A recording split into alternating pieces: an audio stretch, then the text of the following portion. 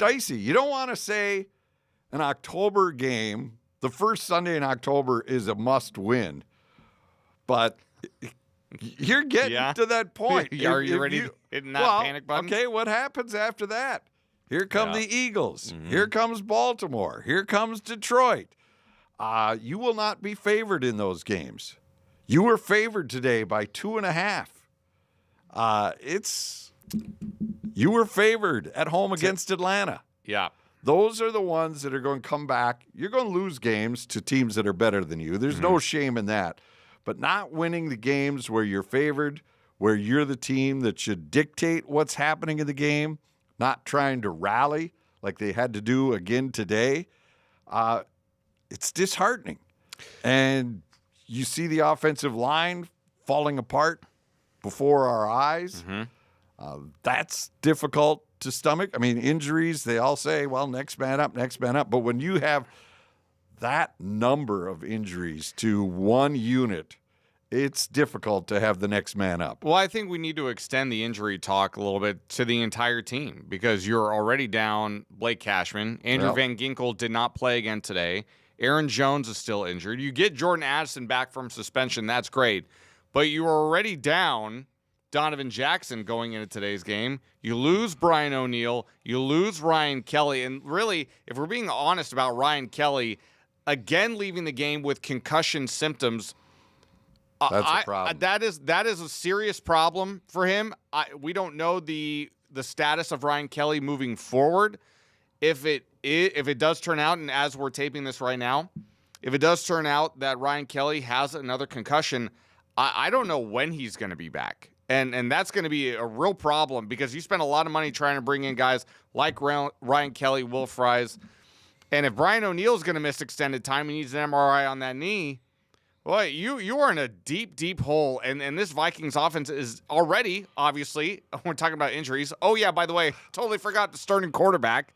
J.J. McCarthy also still out with injury.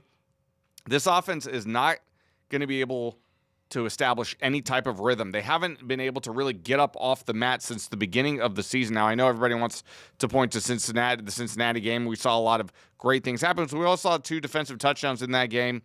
But with the way this offensive line is in terms of where they're at right now, it is going to be very, very challenging. And I don't see how you can look at the Browns next week and think to yourself that might be a get-right game because – no, it's just a game you have to get it right. You do. It's not a get-right game. No. It's one you have to get right. You absolutely do. But if the interior of the line is going to be Blake Brandel and Michael Juergens, and if Brian O'Neill is out at right tackle, Justin Skule came in and subbed in for him at right tackle. We already saw what Justin Skule was like when he was filling in for Christian Darrisaw at left tackle. It wasn't the greatest thing we've ever seen. So I am extremely concerned for this football team right now because the injuries are just starting to stack up. Now, that's not an excuse, but it's a heck of an explanation when you go down the laundry list of issues that are plaguing this team. So much of it is injury-related with those key guys out. I'm not sure any team can really recover from the type of injuries that the Vikings have had to sustain this season. Right, and when you have Skule in there or somebody that's not, top of the line, then you have to bring Hawkinson, Oliver. They have to stay in, so that gives you less people going out on routes. Yeah, I mean, correct. You do have Addison back, but, you'd like to use Hawkinson more, but he had to basically chip every play before he could run a route. So the question is, here's the real problem of playing these games in Europe and staying there now for a week. How do you bring guys in for a tryout? Okay, say you need a body. We're not going to guess on which Viking player, but just say player X is out. You don't have anything with you. So you're going to fly a couple of guys over and say, hey, how'd you like to come to London and practice with us on Wednesday, and we'll see which one we want to keep. They may have to. I know it's. But that's not ideal. I know it's unorthodox. Obviously, it's completely unorthodox. But that's the hand that Minnesota has been dealt right now. And listen, you have to field 53. So, even though they're not all going to be healthy, I mean, you need bodies, and right now the Vikings need bodies. But my question is, and you people can comment as well about this in the comments. We read them all. We love to hear from you guys. Is the NFL going too far with this stuff? Because now we're getting to the point where, all right, it's fine to go over, come back, and then we can rebuild ourselves. But the Vikings had to ship everything. They put stuff on boats. They've been working on this for months, these 2 games, to try to make sure that they're competitive. Yeah. And now, this week is the first time where a team has played in 2 different countries, back-to-back weeks, and they have to live over there. They've got a TCO 2.0 sitting over there in London that they will go and see on Monday and try to figure out, all right, this is cool, this works. And logistically, I know it's going to be fantastic because the Vikings have not, scrimped a dime to make sure this works. They've spent the money. We got to go out there at TCO. They showed us all the stuff. They sent over 40-some pallets on a ship that left in July from New York, went to London. Now it's there. It's been unpacked. It's ready to go. So, I mean, I'm not blaming the Vikings infrastructure, but maybe the NFL is just asking too much of these teams. I was just about to ask, are we having the conversation of how this hurts the Vikings, or are we whatever team is going to get stuck? Because if the NFL likes this and they make money, they'll keep pushing these teams out there. Well, I've always had a problem is probably a strong word, but I've always had a bit of an issue with the NFL's greed when it comes to global dominance, because you literally own a day of the week in the United States from September to January. I don't know of any other company that gets to say that. They quite literally own Sundays from September to January and up to February. So, my problem is from what I've come to find out, Europeans feel about American football the way most Americans feel about soccer in this country. They're kind of ambivalent to it. They're kind of like, oh, yeah, I mean, it's there, but we don't really care about it. We didn't grow up with it. This is not part of our culture.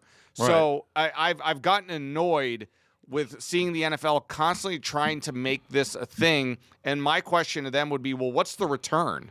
What exactly is the return you're getting on this global investment that you're trying to make the league more viewable and try to get other Europeans, people down in Brazil, into football? They're going to Australia next year. They're going to Australia. I mean, this is what's the end game here? Is it really? Do you expect to have a team in London at some point? Then how do you work that out? And I know we're going off on a tangent at this point, but I've never been a fan of it.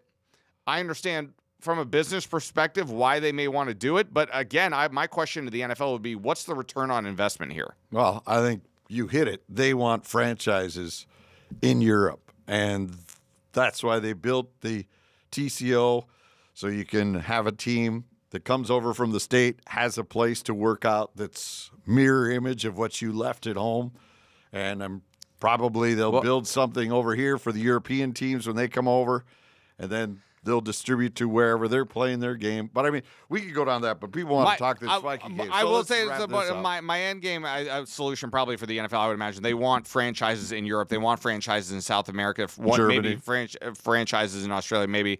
I mean, those leagues will probably play themselves. And then do we have a literal world championship game with whoever emerges from Europe or South America to come play the NFL champion? I mean, what do we get into here? I know we're looking way deep down, but we'll figure that out as the NFL continues to figure it out. All right, let's get back into this Pittsburgh game. 24-21. Aaron Rodgers, the guy that could have been your Vikings quarterback, but they elected to use the money to beef up both lines, interior of the offensive line, interior of the defensive line. But that plan with the injuries has kind of gone sideways. Not just with the injuries either, by the way.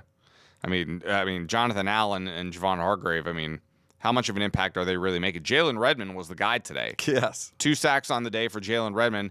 And you and I were talking about it off camera. Pittsburgh was atrocious running the football heading into this game. They were already without Jalen Warren, who's a dual threat back out of the backfield, can catch passes about as good as any running back in the NFL. Kenneth Gainwell steps in and fills his role admirably. I mean, it's as if Jaylen Warren didn't even matter. Kenneth Gainwell came in and was Jaylen Warren 2.0 today, and the Steelers' offense really didn't miss a beat without Jaylen Warren, and Minnesota really had no answer for him on the day. So you mentioned you spent all that money up front. Right. What are you getting here right now with this defensive? Right now, defensively is not really where I'm worried with this team, but I mean, it's something that emerged from today's game that is worthy of a topic of conversation. Well, the Steelers they got gashed by Atlanta as well. They did. Right? Yeah, oh, yeah, they did. So that's another one. No doubt. Right? So there's a pattern here. You could say that. And Steelers came in averaging 3.1 yards per game. Today, 4.5. That 3.1 last week, third worst in the entire National Football League. Not great. Yeah, it's so not great you today. should have been able to shut the run down so you could get after Rodgers. Instead, after he got hammered on that first snap by Redmond, it was like, okay, I'm getting rid of this ball now. Yeah. And he was getting rid of that thing lightning quick. He really was. And, they moved D.K. Metcalf around the field, especially in that first half, and it worked out to their benefit. I mean, D.K. was just moving around and catch him quick over the middle. Like you said, Aaron Rodgers, the ball was coming out of his hands really fast. One of them resulted in that 80-yard touchdown pass where, D.K. Metcalf, my gosh. I mean, the guy is just a physical specimen, just jacked, lightning fast, and he is just a headache to deal with. So, defensive, I want to say I'm not worried defensively because, again, no Cashman, no Van Ginkel. That does make a difference in this defense. Make no mistake about it. No doubt. But, at what point do we start asking Brian Flores, hey, what's going on here up front in terms of stopping the run? Because 2 out of the 4 games, you haven't been able to do it. Yeah. And, switching now to the offense. Yeah. Okay. 3rd and longs. The Vikings are the second worst team in the NFL coming into this game against Pittsburgh. And today they went 1 for 9 in what the NFL terms 3rd and long. So 6, 7, 8. 7 and more, I believe. Yeah. So you're sitting at that situation. So I don't think this has an answer. Maybe it does. But with the line as beat up as it is, I don't know how you get yourself out of these situations. But the line wasn't beat up as badly as it was today. So how do you fix these things? What do you do with Wentz? I mean, or are we being too picky here because he's only been in here just 2 games? I don't know if we're necessarily being too picky. I think what Carson Wentz is at this stage of his career. So what we saw today, it wasn't great. I don't think it was enough necessarily to lose them the game. Obviously, you don't want to see him turn the ball over, but I was joking kind of with myself because I was watching the game by myself, so I only had myself to talk to. But when we were going to the 4th quarter of today's game, in my own head, I thought to myself, are the Vikings going to score another point throughout the remainder of their trip to Europe? I was legitimately thinking, I was like, I don't know how this team is going to score points with as beat up as the offensive line is, and if Carson Wentz is going to continue turning the ball over. And yet in the 4th quarter, we saw signs of life. We saw them start to get a little bit of rhythm and get a little bit of timing going. Jordan Addison's big play, that obviously helped them a lot. They've been missing that, a vertical threat like Jordan Addison. They've been missing that element of their offense for the first 3 weeks. But something got rolling a little bit in the 4th quarter there, Jimmy. And I thought to myself, okay, maybe even though you lost the game, did we find something in that 4th quarter that's enough to make you believe that Kevin O'Connell can go back to the drawing board and think to himself, okay, I have to hide this offensive lineman's weakness. I got to hide Carson Wentz's weakness this way, that way, to get us in position to score points and keep this game close next week as they take on Cleveland. I think there might be something there in the 4th quarter that maybe they could build off for next week. Right. And the defense, as much as we're chirping about giving up the yards on the ground, they got the ball back. Yeah. I mean, they got the ball back. There was a legitimate chance. Was shocked by Pittsburgh's decision late in the game. Punt the ball. What are you doing? Why were you punting that? Really confused. And then he punts it out of the end zone, so the clock doesn't even move. If you're going to punt the ball, at least try a pooch or angle it to the sideline. You only netted 20 yards in that situation. That was a bizarre final couple of minutes there for the Steelers. I thought that was weird. Right. So it gave the Vikings an opportunity, and instead they were basically their own worst enemy. Yeah. After you spike the ball on third down, well, you also had an intentional grounding. Well, no, spike the ball. But then you come out of that and you take a delay of game. Yeah, yep. It was like they were treating it like it was a timeout. It was like, let's have some little water, hang out here. The clock is burning. It's like, no, that was just basically an incomplete pass, guys. Yeah, that was. I couldn't understand how in the world that would happen. You saw Kevin O'Connell on the sideline there calling in the next play, trying to get. I could see kind of the flustered nature, like, hey, I mean, the game is on the line here, guys. I mean, what are we doing? But, and you go back to, are we nitpicking on Carson Wentz? I think that's probably an area right there where he's only playing his second game. Again, he was not a member of this team in training camp. That does matter. Going through the reps, learning the offense, having timing and rhythm with the guys on the team, being a part of training camp absolutely matters. So that's the area where I think maybe I wouldn't knock Carson Wentz too much on. But again, he has enough experience in this league to where, and I know after the game, Kevin O'Connell was talking about the clock was turned off at that end of the field where he normally would see. So Carson Wentz didn't see. Right. It wasn't right in your line of vision. Correct. He could not physically see how much time was left in the game. So did that have something to do with the play clock? Yeah. Did that have something to do with it? I have to imagine it did. Yeah, it's a different stadium. Yeah. They're not, it's the same as all NFL setups, so things are a little wonky. And, there wasn't a clock there apparently that he could see. And so that may have caused the malfunction of the offense there. But penalties. Can we blame that on the offensive line too? How many today? 8 penalties for 82 yards. 8 penalties again. So if we're going back to the start of the season, Jim. Yes. If memory serves me right, 8, 13, and now 8 again. That is a grand total of 37 penalties accepted in 4 games. That is a huge. We talked about it last week.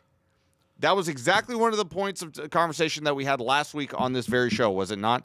We said, listen, even though everything was A's across the board for the most part against Cincinnati with how they performed at home against Cincinnati, you still committed 13 penalties in that game. Yeah. This is now an alarming trend for this team. And yes, to answer your question, some of that has to do with the lack of synchronization along the offensive line. The Vikings have yet to have a game in which all 5 of their regular starters that they expected to start the season, we have yet to see a game where all 5 have been starting. We're probably not going to get it next week. Then you go into the bye. And then in week 7, you're hoping that everybody across the offensive line is healthy enough to play. We may not see it until week 7. A fully healthy left to right. It could be longer than that. It very well could. It very well could. It absolutely could. I mean, Ryan Kelly's condition right now to me is a little concerning. Right. Definitely. And if this MRI who knows what happens with that? Badly there. Who knows what happens with that? I mean, who knows if we're going to get a game at all from left to right with the offensive line that this team had envisioned at the beginning of the season. We may not get a single game. And that's a huge problem. Huge problem. That's not a crazy statement. No. That's not a crazy statement, because you could have some of these guys be done for the year.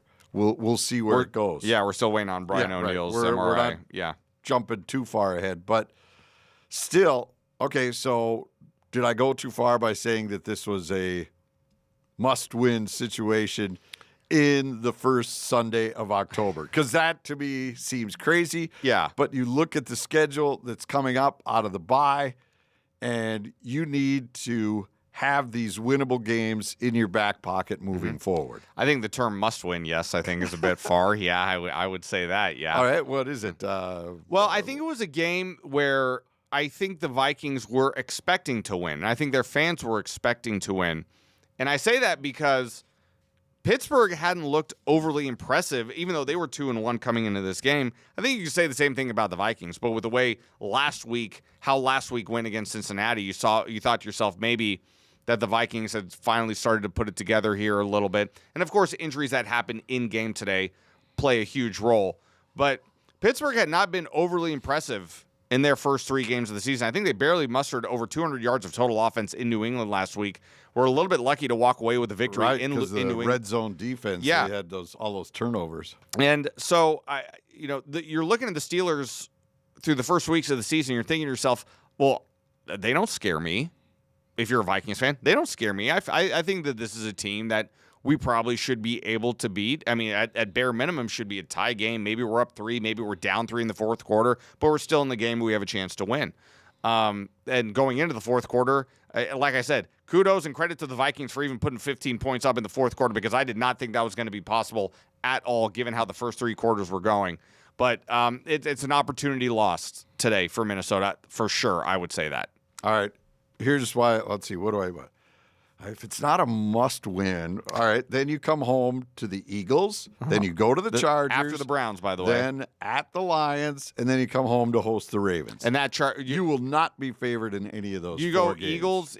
Eagles then Chargers? Eagles, Chargers on the road. Short week, then right? Detroit. Is that a Thursday Yes, game? yes. Thursday game at the Chargers. On top of that, and then you go to Detroit, and then come home to face Baltimore. Yikes. Well, that's why you need to get these ones in the bank. One thing we have to monitor right now is Lamar Jackson left today's game in Kansas City with a hamstring injury, did not return. Who knows how long that might affect him. But that's a few weeks down. Baltimore is a few weeks down the line there for Minnesota. But wait, after Cleveland, you said Eagles, Chargers, Lions and at Ravens. home. Lions are on the road. Lions are on the road. Chargers and Lions are on the road. Eagles and Ravens are at U.S. Bank Stadium. Oh boy, this See? This was a game. It right now, if you put it in that context, right now, this looks like a game the Vikings absolutely needed to have. Because if Baltimore gets fully healthy, even though Baltimore's defense in its own right, they have not looked good at all this year. But that was the case last year, too. Baltimore had a tough time defensively getting it going until the second half of the season when they really started to turn things around. But, on paper, like you said, I don't think Minnesota is going to be favored to win in any of those games. I think you're right. All right, so are we going too far by saying that the Vikings messed up the backup quarterback position? Because or do we have to wait until there's some semblance of an offensive line to pass judgment on Wentz? Because you passed on Rodgers. You could have had him. He wanted, apparently, to come here. Daniel Jones, from our guesses, is that he wanted to see an open quarterback competition with J.J. McCarthy. Apparently, what he was reading in the tea leaves, it wasn't going to happen here, so he went to Indy for, 15, 16 million? So that could have been somebody you wanted. Or you could have re-signed Sam Darnold and said, JJ, you're going to have to wait a while. We're going to see where this guy can take us, because now he's ranked as the top quarterback in the NFL statistically through the games coming into today. To me, it does feel like this organization has, pardon my pun, I'm sorry, I can't think of another word right now, fumbled it a little bit here with the quarterback situation. Now, I'm not ready to, I don't want to pile on Carson Wentz, but again, I'll go back to, I will absolutely stand by my statement of Carson Wentz is what he is at this stage of his career. You know what he is. There's not really much of a high ceiling for Carson Wentz. His job is to just come in there and keep the ship afloat. J.J. McCarthy has played in just 2 games. I still want to see more from J.J. McCarthy. It's an incomplete right now with J.J. McCarthy, and there's a lot more room to run with J.J. McCarthy to see what he is. But again, going back to what we've been talking about, it feels like for the second week, maybe even the third week in a row, I don't understand how you could look Daniel Jones in the eye and allude to the fact that this would not be a quarterback competition between you and J.J. McCarthy. Why? J.J. McCarthy had not proven anything up to this point. And I know you want to establish yourself, and that's you want to find yourself in the position that the Vikings win when you have a rookie quarterback and you can spend the money around him. Hopefully you can hit a home run. And that's what they did by beefing up both the lines. Sure. Spending the cash there. Sure. But to trade for Sam Howell, then trade away Sam Howell, and then to have Max Brosmer, credit to Max Brosmer, leapfrog two of the quarterbacks that you had on your roster in Brett Rippon and Sam Howell, and then bring in Carson Wentz without a full training camp. Yeah, it's not. It's. I don't love it. I think you could fault the Vikings for not seeing that Howell wasn't your guy sooner. Sure. You could have made a move during training camp, maybe. I don't know if people didn't want him, or you could have brought Wentz in earlier. Absolutely. If you saw Howell was floundering and, worry about trading him later, or just have to take the loss and cut him. But is it because the line isn't fully healthy that Wentz has looked like he has, or the book is out on Wentz because he's been now on 6 teams, starting a game for each in the last 6 years? First time in NFL history a quarterback has started for 6 different teams in 6 straight seasons. I think both things can be true. I think that, yes, the book is out on Carson Wentz, but at the same time, too, how is Carson Wentz supposed to get comfortable and try to run this offense when you're down 3 starters on the offensive line? 3 starters. That's a huge problem. Find me another And I don't know how you fix it. No. I mean, because what are you going to do? How do you fix it? Say you get the worst news on O'Neal, worst news on Kelly. You're going to have to do what you did last year when Darisaw went down. You're going to have to look in the trade market. Yeah. You're going to have to look at the trade market. They picked a good one. Yeah. The trade worked out well. You're going to have to go into the trade market, but, I mean, of course, you're going to have to look at your books and see how you might be able to make things. They still have cash. Yeah. They still have cash around. They do. No, you're absolutely right. And I think the trade market is something that you're going to have to seek because, again, as we're taping this right now for all of you watching, we don't know right now the status of Ryan Kelly or Brian O'Neill. I'm just putting it out there. Yeah. But we're just projecting, pontificating. But you're absolutely right that this team could be without a couple of key starters for quite some time. And how do you fix it? When you're looking at the current state of the roster, the current backup situations right now, I don't think any of those guys are the solution. Blake Brandel in his own right can hold his own. He can hold his own at guard. But if you need another right tackle, well, how about your center? You're going with a 7th rounder. Yeah, we're there. Well, he's gonna have to prove himself, right? But the problem is that this team came into the year thinking their window was open to get to the Super Bowl. You had 14 wins last year, so everybody's thinking like, all right, here we go. We've got a quarterback now. We were able to get our rookie quarterback. That's the model that all NFL teams dream of, rookie quarterback, so then we could spend money on other pieces to build a Super Bowl caliber team around him. And then they do this. McCarthy gets hurt again, and you don't have a backup. If there's any franchise in the National Football League that needs to know that's been hit with the newspaper for sticking his nose up on the kitchen table like your black lab when he's trying to eat your Link sausage in the morning, gets cracked with the paper. It's this franchise. Yeah. They've gone through it so many times, from Teddy Bridgewater to Christian Ponder going down in the day before a playoff game to, Randall Cunningham, because he came in off the street when Brad Johnson went down.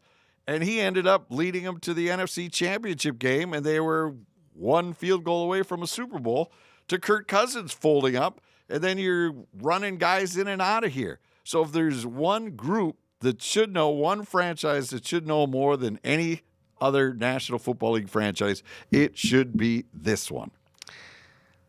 I would say to that. But again, Wentz may be fine because he has no help right now with that offensive line. So we're not damning Carson Wentz yet. I'm sorry to be cliche about it, but injuries are part of the game. And unfortunately, last year Minnesota was relatively healthy all year long. I think they had some pretty good luck with injury last year, if memory serves me right. And right now, it's unfortunate luck for Minnesota in terms of the injury. But again, look at all of the key contributors, the starters that are on the shelf right now. Find me another team that would have a hard time, that would be able to keep going without some of their key guys, the key starters on both sides of the ball. It's just unfortunate luck for Minnesota. They're going to have to take their lumps right now without those guys in the lineup. And if you're a Vikings fan, you're out there, you're thinking to yourself, just stay afloat throughout the first half of this season. Like you said, you read the schedule, the next handful of games. Yep. If you could just somehow find a way to stay afloat. If you're a game under 5, you're sitting there at 3-4, okay, that's not where you want to be, but that's not the end of the world. You're not out of it by any means. So this is just an unfortunate timing of all of these. It seems like everything's happening all at once. And I don't envy Kevin O'Connell trying to have to figure it out on the fly with some of these guys coming in and out of the lineup. But listen, if you're an NFL, if Pete Burcich was in here right now, I think he would agree with me if he said, if you're an NFL caliber player, no matter if you're a starter or you're a backup, you are expected to perform when your number is called. So even though it's twofold, the injuries absolutely matter. But if you're a backup, this is your opportunity to make a play, to make an impact, to make the coaches notice you and find a way to uplift your team, because the Vikings are relying on you right now. If you're a backup, yes, the Vikings are absolutely relying on you right now to help keep this team together, because right now it's starting to, the stitches are starting to break away here a little bit throughout the first 4 games of the season. All right. So they now stay overseas. They'll practice in London this week, and they'll play the Browns. Yeah. Just a quick, Browns got run over today by the Lions. In Detroit. So the Browns, do you see this being a formidable? What do you see as far as point totals? Is this going high? Is this going low? Is this going to be and again, you need to see who's healthy. So I'm not going to come back to you next Sunday and say, "Oh, look, you said this." I'm not going to go there. Well, I mean, if you're projecting the total next, I'd be surprised if it wasn't under 40. To be honest with you, yeah. But it's a little puzzling because the Browns have scored. Let's see, they scored 13 last week against Green Bay. That was enough to win the game. Right. They scored 10 today. And I'm having a hard time. Kevin Stefanski's a pretty good coach in his own right. Now, granted, I know Joe Flacco is 800 years old, but and I know that's probably where everybody wants to point to where that's the issue. They're not getting the best quarterback play, but they have talent at wide receiver, at tight end. Quinshon Judkins, their second-round pick at running back. There is talent at the skill positions on this team. If they just had steady, consistent quarterback play, I think this Browns team would be, right in the mix there. Maybe not for the division. Well, I mean, why not in the division at this point? With Cincinnati, who knows? We don't know Joe Burrow. They're hurt. The Ravens are now 1-3. But there's talent on this Cleveland Browns offense that you need to pay attention to. With Jerry Jeudy, Cedric Tillman. Isaiah Bond is a rookie that fell into their lap with some of the off-field issues that were going on with him during the draft process.